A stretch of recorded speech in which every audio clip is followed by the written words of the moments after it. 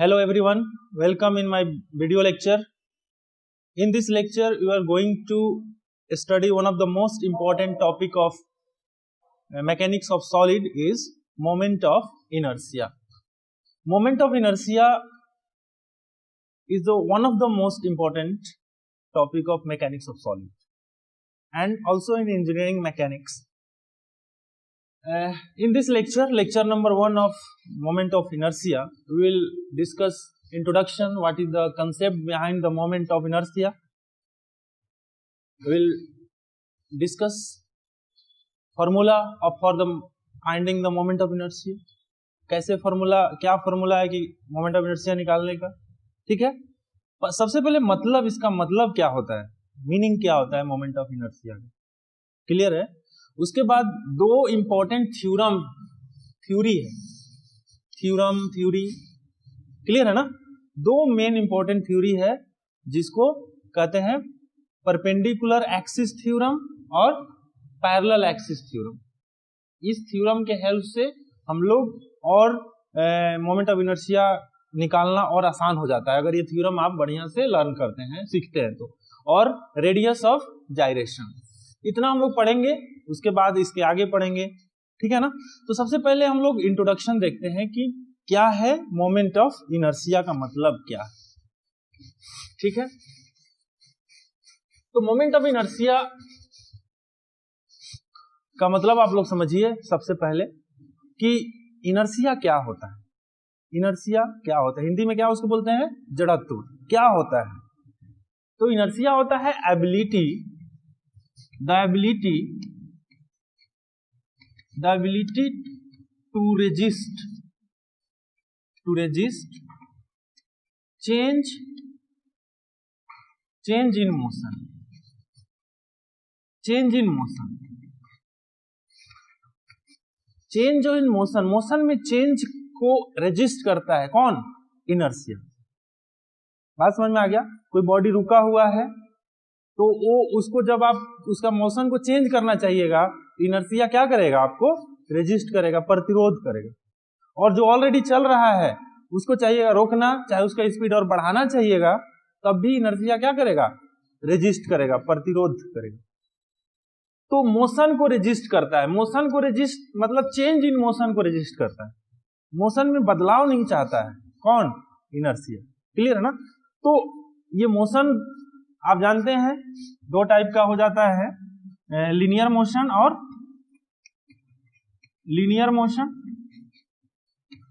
और यहां देखिए इसको बता देते हैं सर्कुलर मोशन. ये सर्कुलर मोशन का एग्जांपल है ना, समझ लीजिए पहले. सर्कुलर मोशन में देखिए एक सिलेंडर है जो कि इस एक्सिस के अबाउट क्या कर रहा है, रोटेट कर रहा है. Omega is the angular velocity. और लीनियर मोशन में क्या होता है, जैसे ये है आपका एक ऑब्जेक्ट है m मास का, और इसमें हम लोग फोर्स लगाते हैं तो ये इसमें वेलोसिटी हो जाता है. क्लियर है ना. तो ये लीनियर मोशन में जो इनर्शिया होगा वो सिंपली इनर्शिया उसको बोलते हैं, जड़त्व. इसका फॉर्मूला आप देखे हैं, फोर्स का इसमें फॉर्मूला क्या हो जाएगा, मास इनटू एक्सेलरेशन होता है ना. एक्सेलरेशन क्या है, rate of change in velocity. तो वेलोसिटी में अगर आप चेंज करना चाहते हैं तो आपको क्या लगाना पड़ेगा, फोर्स. क्लियर है ना, फोर्स अप्लाई करना पड़ेगा, ठीक है. और मास का जो रोल है, और ठीक है आगे और पढ़ते हैं, ये आपका फॉर्मूला यूज होता है लीनियर मोशन में. कहां यूज होता है फॉर्मूला, लीनियर मोशन में. लेकिन इस सर्कुलर मोशन में कौन सा फॉर्मूला यूज होता है, torque equals to I into alpha. Torque equals to I into alpha, जहां आई क्या है, moment of inertia, MOI short में लिख रहा हूं मैं, MOI मोमेंट ऑफ इनर्शिया. और अल्फा क्या है, angular acceleration, angular acceleration. T क्या है, टॉर्क. क्लियर है ना. जिस तरह यहां फोर्स है, ये मास है, यहां लीनियर एक्सेलरेशन है, सेम फॉर्मूला यूज होगा कौन सा मोशन में? Circular motion. जहां जो मास का रोल है इन लीनियर मोशन में, वही रोल है मोमेंट ऑफ इनर्शिया का सर्कुलर मोशन में। क्लियर है ना? मतलब सर्कुलर मोमेंट ऑफ इनर्शिया ज्यादा रहेगा, मोमेंट ऑफ इनर्शिया ज्यादा रहेगा तो आपको ज्यादा टॉर्क अप्लाई करना पड़ेगा। टॉर्क है ना, अगर किसी बॉडी का मोमेंट ऑफ इनर्शिया ज्यादा है, क्लियर है ना, तो अगर उसको आप रोटेट करना चाहते हैं तो आपको ज्यादा टॉर्क आवश्यकता होगा। जिस तरह किसी बॉडी का मास ज्यादा है, अगर उसको मोशन में लाना चाहते हैं तो ज्यादा क्या लगाना पड़ेगा? फोर्स लगाना पड़ेगा। क्लियर है ना? तो मोमेंट ऑफ इनर्शिया समझ गए क्या है? मोमेंट ऑफ इनर्शिया किस में यूज होता है? सर्कुलर मोशन में, जहां रोटरी मोशन होता है। केवल इनर्शिया कहां यूज होता है? लीनियर मोशन में। तो मोमेंट का मतलब ही होता है कि रोटेशन हो रहा है कहीं नहीं। तो मोमेंट ऑफ इनर्शिया कहां यूज होगा? सर्कुलर मोशन में। कहीं भी बॉडी क्या हो रहा हो? मोशन में हो, रोटरी मोशन में हो। क्लियर है ना? तो और हम लोग क्या सीखे कि मोमेंट ऑफ इनर्शिया ज्यादा होगा जिस एक्सिस के अबाउट, उस पे हम लोग को उस एक्सिस से उस बॉडी को रोटेट करने में ज्यादा टॉर्क का जरूरत पड़ेगा। मतलब मोमेंट इनर्शिया कम तो टॉर्क कम, मोमेंट इनर्शिया ज्यादा टॉर्क ज्यादा। देख रहे हैं ना, डायरेक्टली प्रोपोर्शनल है। बात समझ में आ गया?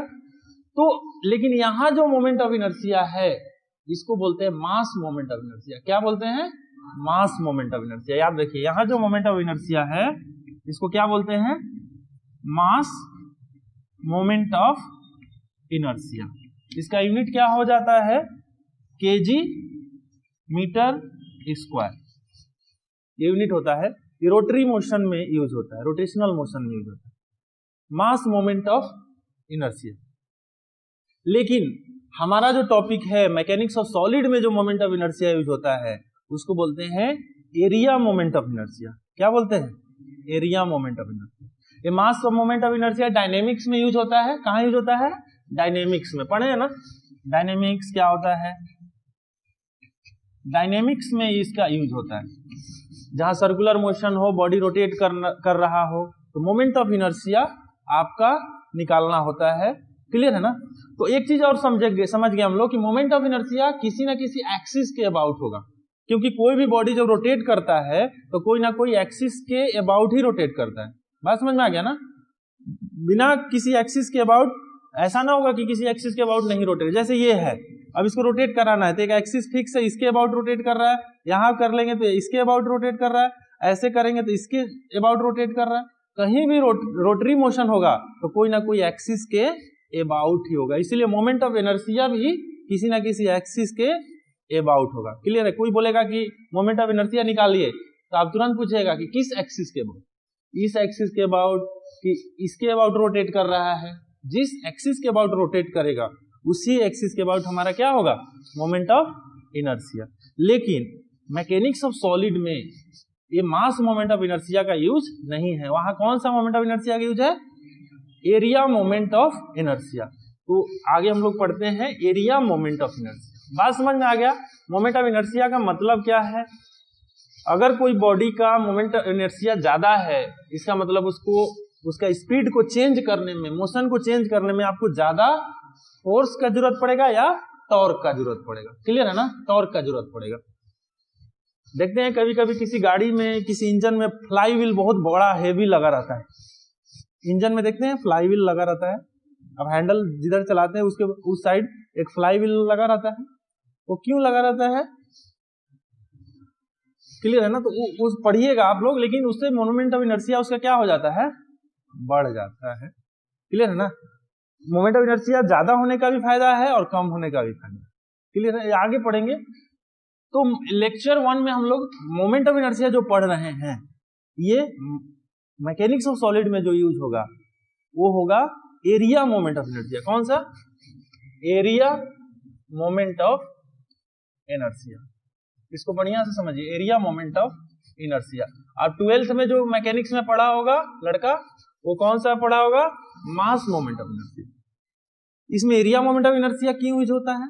इसका एप्लीकेशन कहां है? तो आप देखिएगा बेंडिंग स्ट्रेस, बीम के बेंडिंग स्ट्रेस में, बेंडिंग स्ट्रेस जब पढ़ेंगे हम लोग बीम का, उसके बाद एरिया मोमेंट ऑफ इनर्शिया कहाँ, टॉर्सन में भी यूज हो रहा था ना, टॉर्सन चैप्टर जो पढ़े थे देख रहे थे वहां, पोलर मोमेंट ऑफ इनर्शिया, तो एरिया मोमेंट ऑफ इनर्शिया का था, क्लियर है ना, उसमें एरिया आ रहा था, डायमीटर आ रहा था, मास वगैरह का जिक्र नहीं था, क्लियर है ना। टॉर्सन में यूज होगा, कॉलम में कॉलम और स्ट्रक्ट में इसका यूज होता है बहुत, मतलब सारा मैकेनिक्स ऑफ सॉलिड में इसका यूज होगा।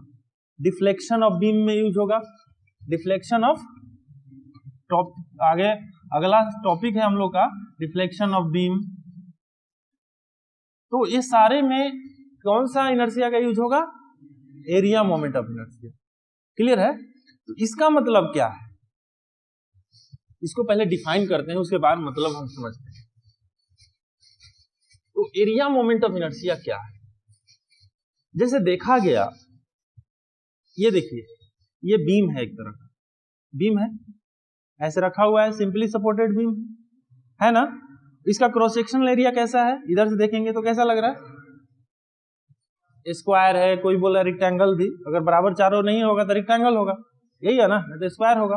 तो देखा गया कि जब आप ऐसे रख के इस पे लोड, इधर से ट्रांसवर्स लोड लगाइएगा, तो देखा गया कि moment of inertia, area moment of inertia जिस एक्सिस के अबाउट ज्यादा था, क्लियर है ना, उस एक्सिस के अबाउट डिफॉर्मेशन क्या हो रहा था, कम हो रहा था। मोमेंट ऑफ इनर्शिया ज्यादा तो डिफॉर्मेशन कम, क्लियर है ना। जैसे मोमेंट ऑफ इनर्शिया ज्यादा था तो फोर्स ज्यादा लगाना पड़ता था, चेंज ऑफ, अगर मोमेंट ऑफ इनर्शिया ज्यादा है तो चेंज क्या होगा, कम होगा, क्लियर है ना, चेंज इन वेलोसिटी क्या होगा, कम होगा। और किसी बॉडी का मोमेंट ऑफ इनर्शिया ज्यादा है, आप चाहिएगा कि उसका हम लोग उसका स्पीड में चेंज कर लें, तो आपको बहुत कम चेंज करना होगा, ठीक है ना।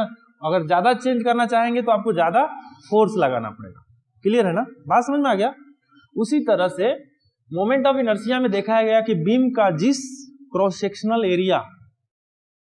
एरिया के जिस एक्सिस के अबाउट मोमेंट ऑफ इनर्शिया ज्यादा है, उस एक्सिस के अबाउट डिफॉर्मेशन क्या हो रहा था, कम हो रहा था। Moment of inertia come, deformation ज्यादा, बात समझ में आ गया। तो इसीलिए इसका यूज है, आगे पढ़ेंगे हम लोग। तो मोमेंट ऑफ इनर्शिया का फॉर्मूला क्या है, तो हम लोग एक प्लेनर एरिया, क्योंकि एरिया का जिक्र हो रहा है, एरिया मोमेंट ऑफ इनर्शिया, तो एरिया क्या होता है, XY प्लेन में रहता है, कोई मतलब एक ही प्लेन में रहेगा, क्लियर है ना, 2 डायमेंशनल होता है, क्योंकि इसका मास नहीं होता है, क्या होता है, प्लेन है, एरिया है। एक आर्बिट्रेरी शेप ले लिए हैं, यहाँ शेप रेक्टेंगल भी हो सकता है, स्क्वायर भी हो सकता है, ठीक है ना, आई सेक्शन का भी हो सकता है। देखिएगा बीम जनरली, अब देखिए ये बीम जो घर में लगा हुआ है, इसका देखिए क्रॉस सेक्शनल एरिया कैसा है, रेक्टेंगुलर है ना, डेप्थ ज्यादा है और थिकनेस विड्थ क्या है, कम है। अगर इसको उल्टा लगा देता, डेप्थ कम थिकनेस विड्थ ज्यादा, तो ये बेंड कर जाता, क्लियर है ना, बात समझ में आ गया। तो ये इसका इसमें एनालिसिस, क्योंकि इसमें बेंडिंग हो रहा है तो आपको बेंडिंग में एरिया मोमेंट ऑफ इनर्शिया का जरूरत पड़ेगा। एरिया मोमेंट ऑफ इनर्शिया ज्यादा रहेगा, आपका डिफॉर्मेशन बेंडिंग कम होगा, क्लियर है। तो ये एक एरिया मान लिए, ये क्रॉस सेक्शनल एरिया है किसी बीम का, ये आर्बिट्रेरी शेप मान लिए, शेप रेक्टेंगुलर, ट्रायंगुलर, जो भी शेप आप 2 डायमेंशनल है आप वहां एज्यूम कर सकते हैं, लेकिन हम लोग अभी क्या मान के चल रहे हैं, आर्बिट्रेरी शेप, कोई भी ऐसा ही शेप। तो फर्स्ट मोमेंट क्या होगा, first moment about an axis x, an axis x क्या होगा, first moment of area, first moment of area कर दीजिए, फर्स्ट मोमेंट ऑफ एरिया। तो एरिया एरिया शेप का एरिया है, ये पूरा ए है, हम लोग कितना मान लिए, एक स्मॉल एलिमेंट्री एरिया जिसका एलिमेंटल एरिया कितना है, डी है।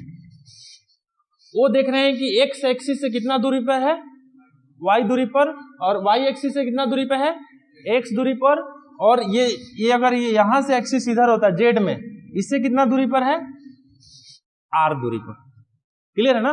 3 एक्सिस होगा ना, एक एक्स, ए वाई, और एक ये दोनों का परपेंडिकुलर क्या होगा, जेड। तो जेड एक्सिस से कितना दूरी पर है, आर।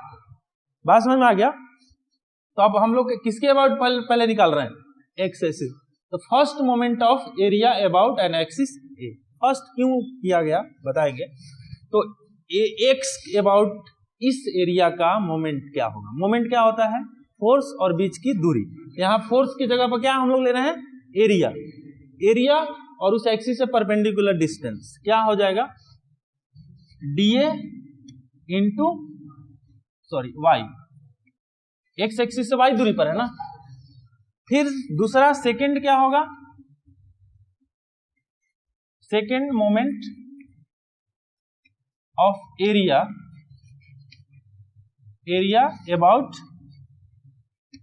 अबाउट एक्स एक्सिस क्या होगा, एक बार और मोमेंट निकालना है, एक बार और मोमेंट, इसका एक बार और मोमेंट निकालना है। तो क्या हो जाएगा, d A into y into y. दूसरा बार फिर मोमेंट लिए, एक बार वाई से मल्टीप्लाई किए एरिया में तो एक मोमेंट निकला, फिर वाई से मल्टीप्लाई कर दिए तो कितना होगा, सेकेंड मोमेंट।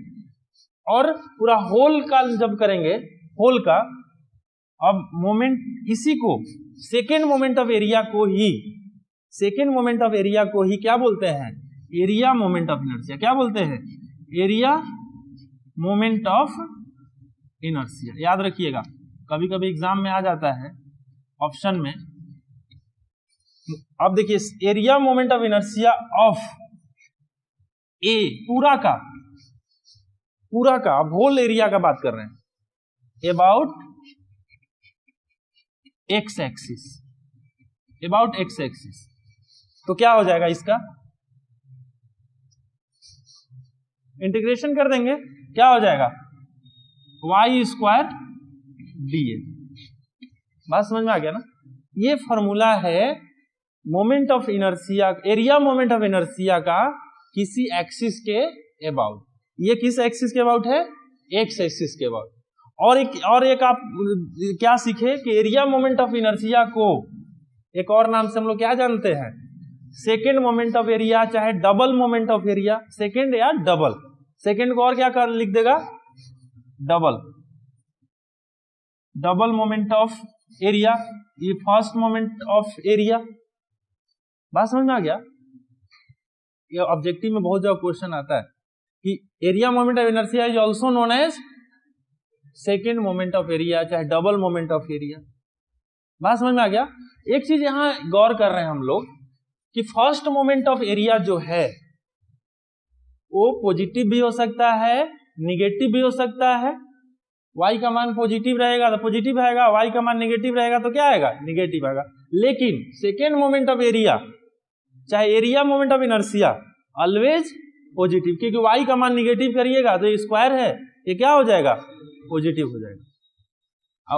अब वो पॉजिटिव रहेगा तो पॉजिटिव रहेगा ही। तो एक चीज और हम लोग सीखे कि area moment of inertia is always positive. बात समझ में आ गया। तो अब देखिए, area moment of inertia of a, of whole area, पूरा आर्बिट्रेरी एरिया का अबाउट किस एक्सिस के था, सेम वही एरिया मोमेंट ऑफ इनर्शिया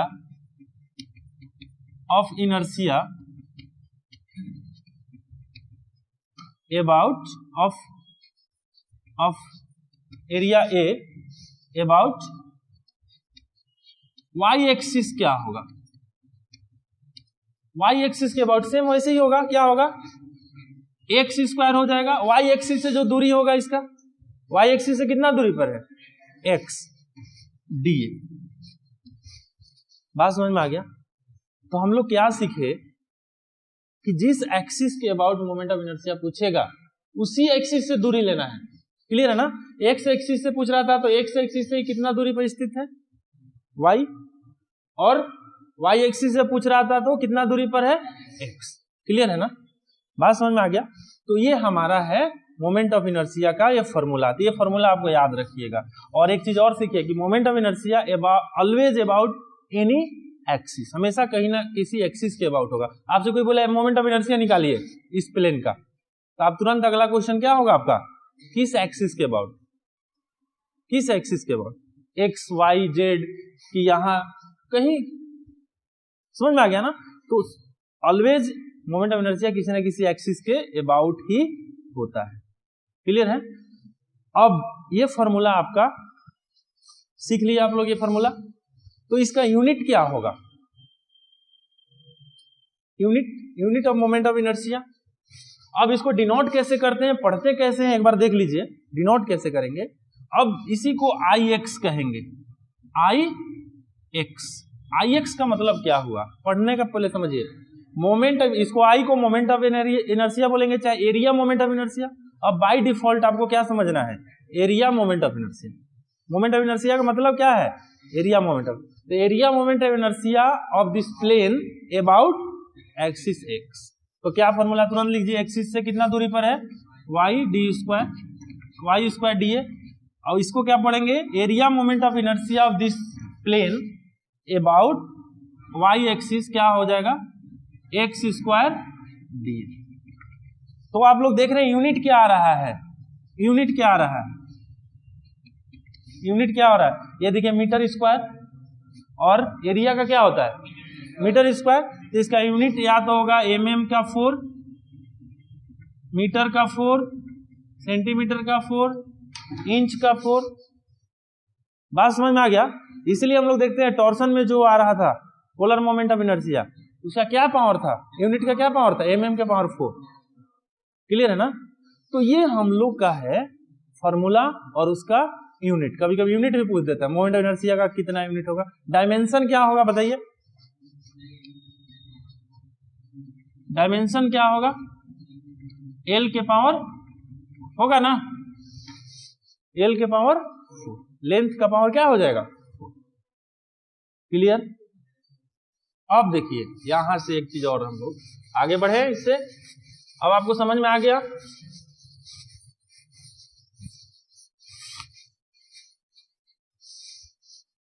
अब हम लोग एक चीज और, अब हम x एक्सिस के अबाउट निकाल लिए, y एक्सिस के अबाउट निकाल लिए। अब कौन सा एक्स और बच गया? z। तो उसको JO से हम लोग डिनोट करते हैं, JO से। JO क्या हुआ? एक्सिस मतलब polar axis passing through O perpendicular to x और y। मतलब इस प्लेन के परपेंडिकुलर रहेगा। इस प्लेन का क्या रहेगा? परपेंडिकुलर। इस प्लेन का हर जगह परपेंडिकुलर है ना, तो इसको पोलर मोमेंट ऑफ इनर्शिया बोलते हैं। क्या, कौन सा इनर्शिया बोलते हैं? पोलर। मतलब वैसा एक्सिस जो कि एरिया के उस प्लेन का क्या हो? परपेंडिकुलर। क्या हो? परपेंडिकुलर। इसको बोलते हैं पोलर मोमेंट ऑफ इनर्शिया। याद रखिएगा, ये कहां यूज हो रहा था बताइए? टॉर्सन में यूज हो रहा था ना। हमारा सर्कुलर शाफ्ट था, उसका इस एक्सिस हम लोग ले रहे थे, पर प्लेन का परपेंडिकुलर था ना, इसीलिए इसका नाम क्या हो गया? Polar moment of inertia. तो ये कैसे निकलेगा बताइए? तो फॉर्मूला हम लोग जानते हैं। हम इस एक्सिस से दूरी कितना है ये एरिया का? r। तो दूरी का स्क्वायर हो जाता है ना, जैसे वहां x स्क्वायर था तो यहां क्या हो जाएगा? r square d। अब इसको पूरा इंटीग्रेट कर देंगे होल एरिया पर, तो निकल जाएगा, ठीक है ना, होल एरिया पर। अब यहां से एक चीज और देख लिए, ये दूरी कितना है? ये दूरी x है कि नहीं है? यहां से यहां तक का दूरी 0, इसको नाम ले लेते हैं p। तो यहां से x r इक्वल्स टू क्या आ रहा है? Root under x square plus, होगा कि नहीं होगा? पाइथागोरस।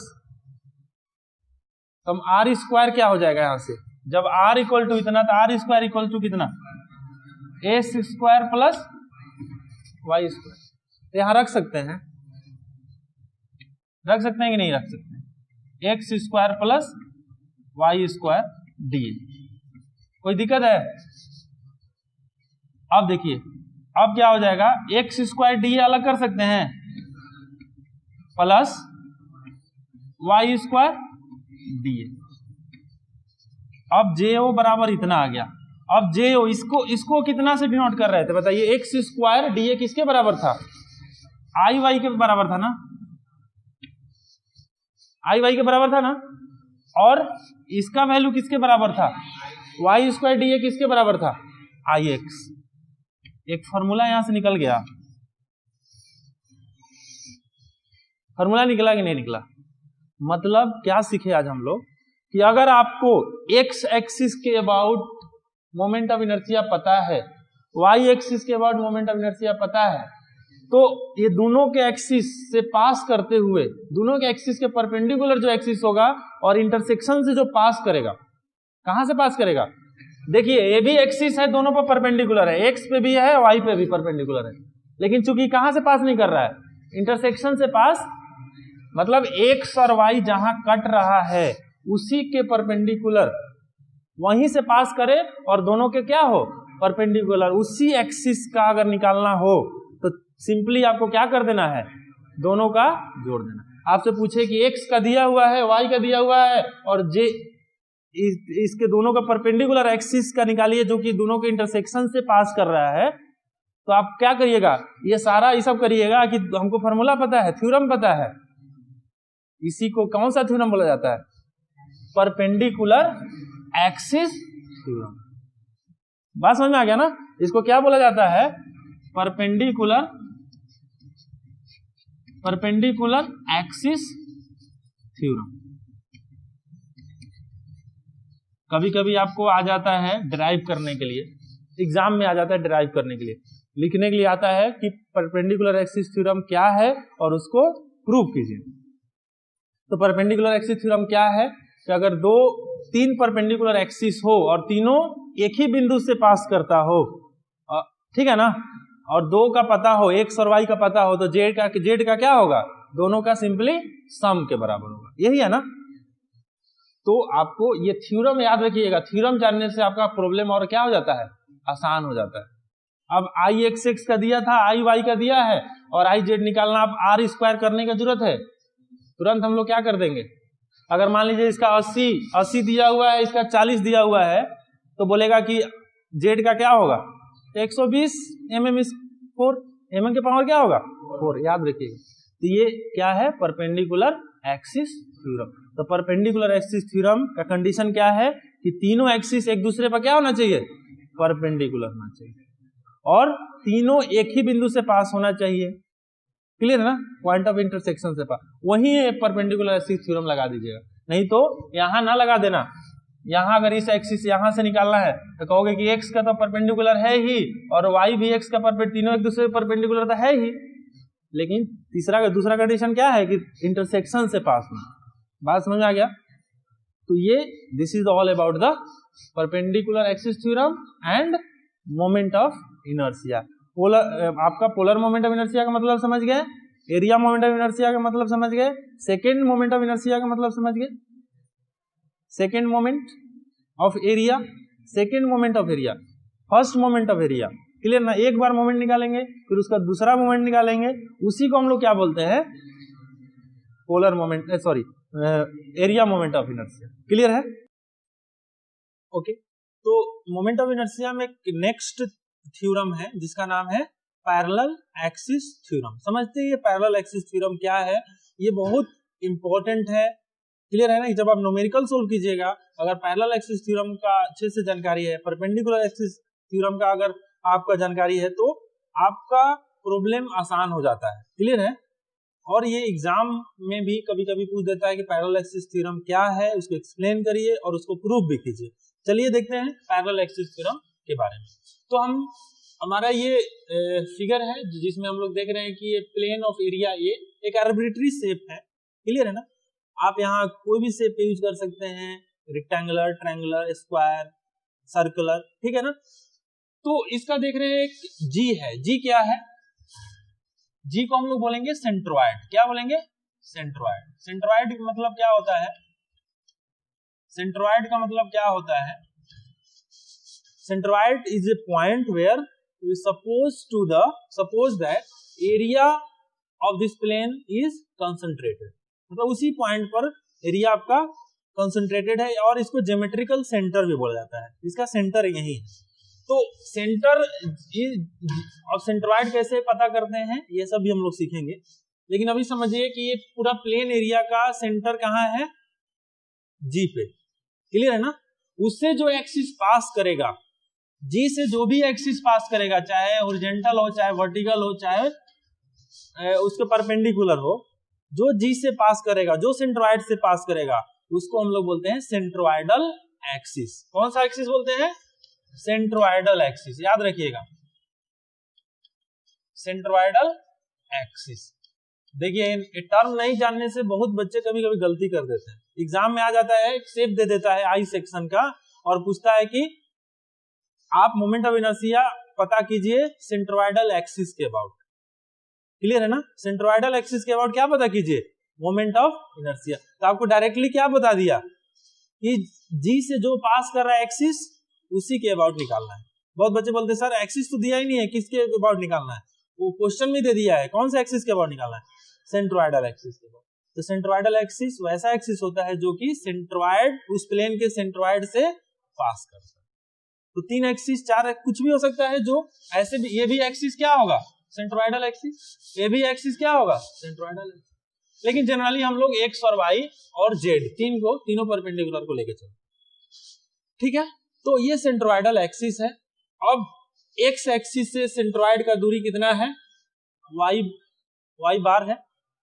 और इस सेंट्रोइड से एक छोटा सा एलिमेंटल एरिया लिए हैं, क्योंकि ये एरिया इसका डिफाइंड नहीं है, वेरी कर रहा है, इसलिए हम लोग क्या ले लिए हैं? एक स्मॉल एरिया ले लिए हैं जिसका डीए, उसका एरिया कितना है? DA, elemental area. उसका दूरी इस सेंट्रोइडल एक्सिस से कितना दूरी पर है? वाई डैश पे है। और ये यहां से यहां का दूरी कितना है? वाई है। मतलब वाई इक्वल्स टू क्या है? Y dash plus, sorry, y bar plus y dash, है ना। ये तो क्लियर है फिगर से। अगर आपको आई एक्स निकालना हो, आई एक्स मतलब moment of inertia about x axis, इसका मतलब क्या होगा? Moment of inertia about x axis क्या होगा? अभी पढ़े थे हम लोग, वाई स्क्वायर डी ए। इस एक्सिस से एलिमेंट कितना दूरी पर है? वाई पर, क्लियर है ना। तो वाई स्क्वायर डी ए। अब ये वाई स्क्वायर किसके बराबर है? Y bar plus y dash का whole square to d A. अगर ये होल एरिया पर आप इंटीग्रेट कीजिएगा पूरा होल एरिया के अबाउट, तो ये total moment of inertia about x axis बता देगा कि नहीं बताएगा? ठीक है ना। तो अब इसको सोल्व कीजिए, क्या हो जाएगा?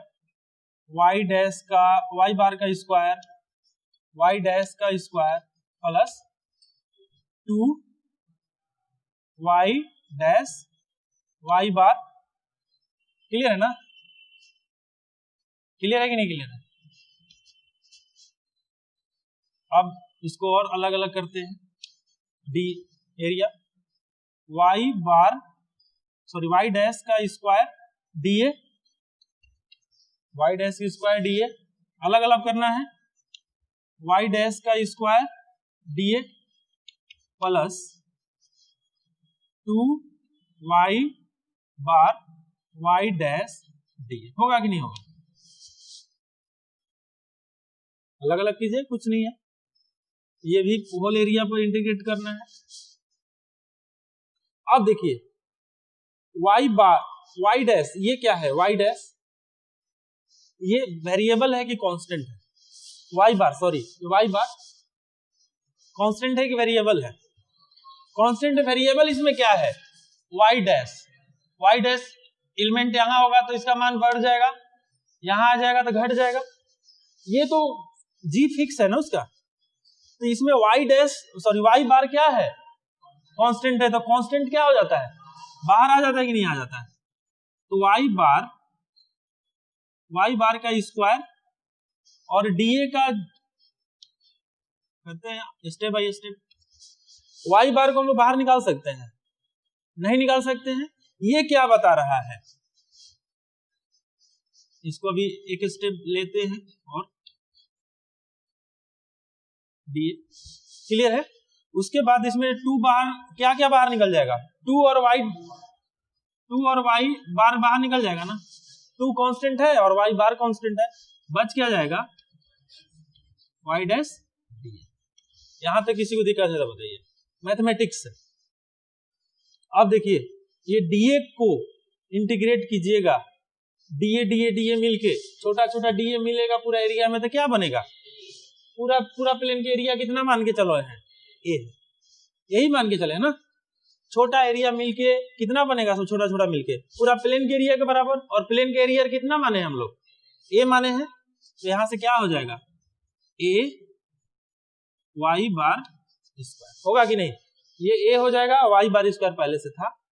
उसके बाद ये किसका फॉर्मूला हो गया, देखिए दूरी का स्क्वायर और dA, ये दूरी का स्क्वायर और dA, मतलब मोमेंट ऑफ इनर्शिया है किस एक्सिस के अबाउट, ये जी एक्सिस के अबाउट, जी एक्सिस, इसको जी मान लेके चलते हैं। तो इसको हम लोग IG लिख सकते हैं कि नहीं लिख सकते हैं, IG लिख सकते हैं, लिख सकते हैं। मोमेंट ऑफ इनर्शिया किसी एक्सिस के अबाउट क्या होता है, उस एक्सिस से कितना दूरी पर है उसका स्क्वायर, इस एक्सिस से कितना दूरी पर है y डैश, उसका स्क्वायर है कि नहीं, इसमें देखिए y डैश का स्क्वायर dA है कि नहीं, यही ना फॉर्मूला होता है मोमेंट ऑफ इनर्शिया का। अब देखिए ये टर्म 2 ये कांस्टेंट है, 2y बार कांस्टेंट है, और देखिए ये फर्स्ट मोमेंट ऑफ एरिया है, ये क्या है, फर्स्ट मोमेंट ऑफ एरिया किसके अबाउट, सेंट्रोइडल एक्सिस के अबाउट। y डैश किससे दूरी है, सेंट्रोइडल एक्सिस है ना। तो याद रखिएगा एक टर्म है, एक नोट्स में आपको बता देते हैं, y डैश dA ये ऑलवेज इक्वल्स टू क्या होता है, 0, क्योंकि हम लोग जानते हैं कि इस एरिया, ये पूरा प्लेन का एरिया कहाँ कंसंट्रेटेड है, सेंटर पे, और उसी के अबाउट टोटल मोमेंट क्या होगा, फर्स्ट मोमेंट क्या होगा, 0 होगा। बैलेंस है ना, ये बैलेंस है, इधर का मोमेंट और इधर का मोमेंट, इस पे क्या हो जाएगा, बैलेंस हो जाएगा 0। एक चीज जान लीजिए, ऐसे भी एक कंसेप्ट जान लीजिए कि first moment of area, first moment क्यों बोला गया इसको, क्योंकि स्क्वायर नहीं है, केवल एक ही y बार, एक ही दूरी से मल्टीप्लाई है, ठीक है ना। First moment of area about centroidal axis is always 0। First moment of area about any centroidal axis is always 0। बात समझ में आ गया। तो ये टर्म क्या हो जाता है, 0। तो यहां से क्या ये 0 हो गया, और अपना 0 is the hero of the mathematics है ही। तो क्या है, Ix किसके बराबर आ गया, Ix किसके बराबर आ गया, Ix किसके बराबर आ गया, बताइए फटाफट, यहां मिटा देते हैं। Ix किसके बराबर आ गया, IG प्लस A y बार का स्क्वायर। ये आया कि नहीं आया, अब देखिए इसका मतलब क्या होगा, इसी को बोलते हैं कौन सा थ्योरम, पैरेलल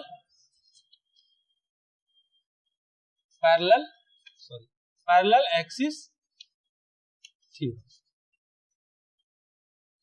पैरेलल एक्सिस। क्यों पैरेलल एक्सिस बोला गया, तो इसको डिराइव करने के लिए हम लोग कुछ किए नहीं, पहले डेरिवेशन समझ लीजिए कि y दूरी पर हम लोग y डैश दूरी पर ले लिए, और इस एक्सिस के अबाउट मोमेंट ऑफ इनर्शिया निकाले x एक्सिस के अबाउट, तो क्या आया, IG इस एक्सिस के about moment inertia plus Ix के निकालना है। तो IG का अगर पता है आपको, तो उसमें प्लस कितना से गुना कर देना है, इसका टोटल एरिया प्लस वो दोनों एक्सिस के बीच का दूरी का स्क्वायर।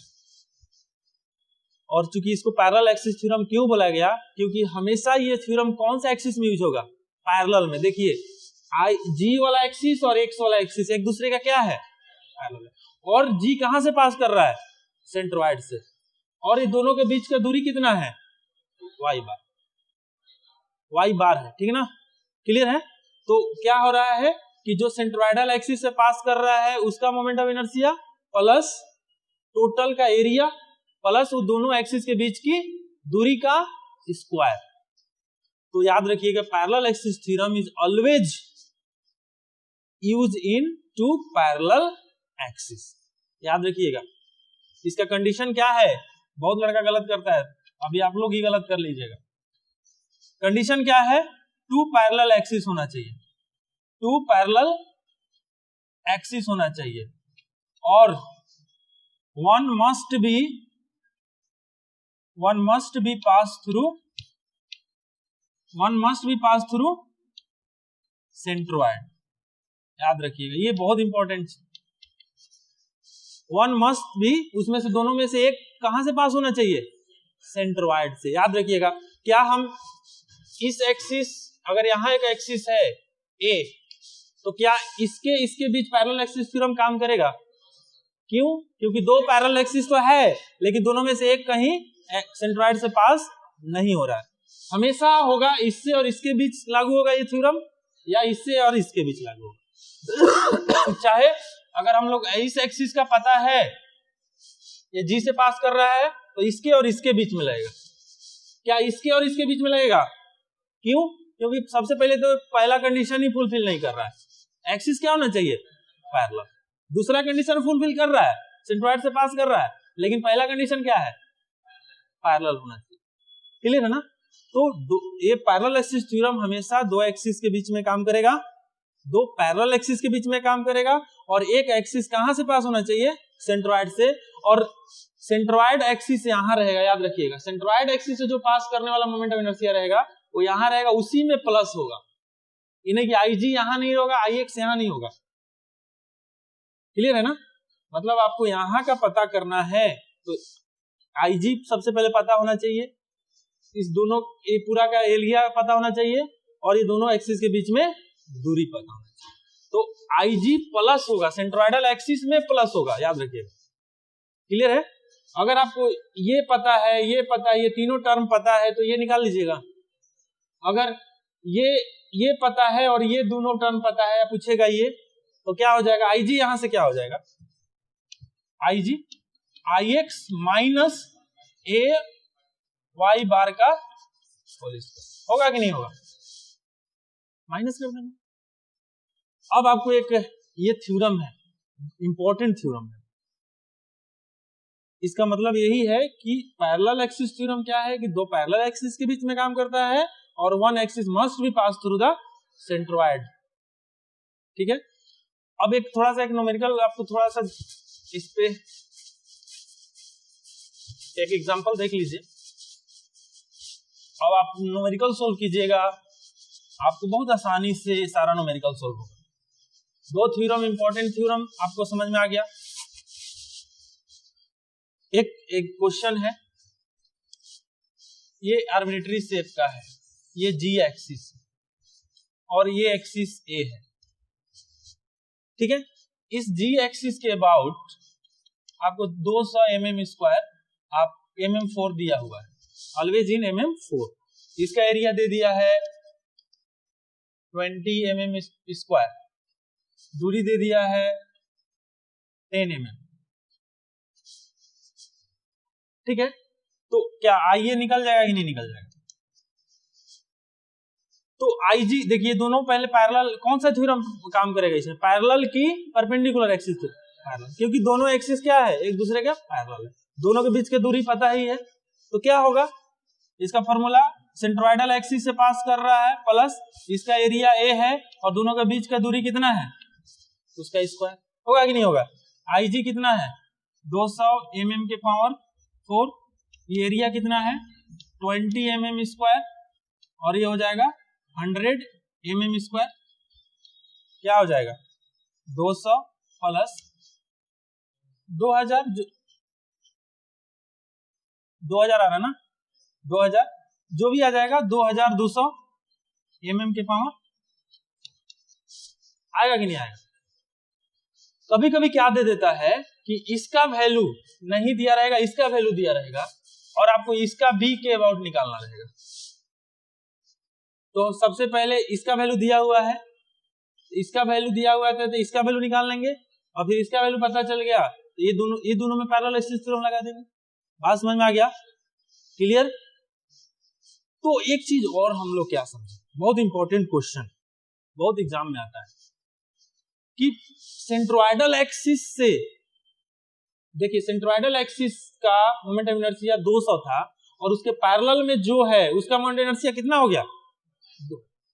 मतलब सेंट्रोइडल एक्सिस का moment of inertia is always minimum. Centroidal axis का मोमेंट इनर्शिया क्या होता है मिनिमम होता है। सेंट्रोइडल एक्सिस का मोमेंट इनर्शिया क्या होता है मिनिमम होगा, क्योंकि इससे जैसे ही आगे बढ़ेंगे आपको इसमें क्या होते जाएगा एडिशन होते जा रहा है, एडिशन होते जा रहा है ना।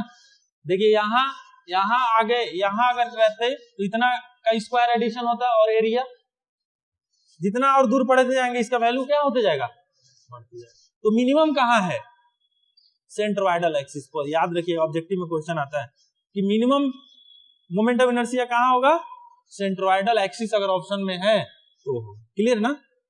तो याद रखिए मोमेंट ऑफ इनर्शिया मिनिमम है, इसका मतलब क्या हुआ, इसलिए कोई भी चीज को हम लोग रोटेट कराते हैं, पंखा को बांधे हैं तो कहाँ बांधे हैं सेंट्रोइडल एक्सिस पे ही उसको बांधे हैं, उसी एक्सिस पे वो रोटेट कर रहा है क्योंकि उसका मोमेंट ऑफ इनर्शिया उस एक्सिस पे क्या है कम है, और कम जिसका मोमेंट ऑफ इनर्शिया है उसको रोटेट करने में हमको कम बल की जरूरत पड़ेगी। बात समझ में आ गया, क्लियर है। तो ये हमारा ऑल अबाउट द क्या है पैरेलल एक्सिस थ्योरम और moment of inertia. Thank you.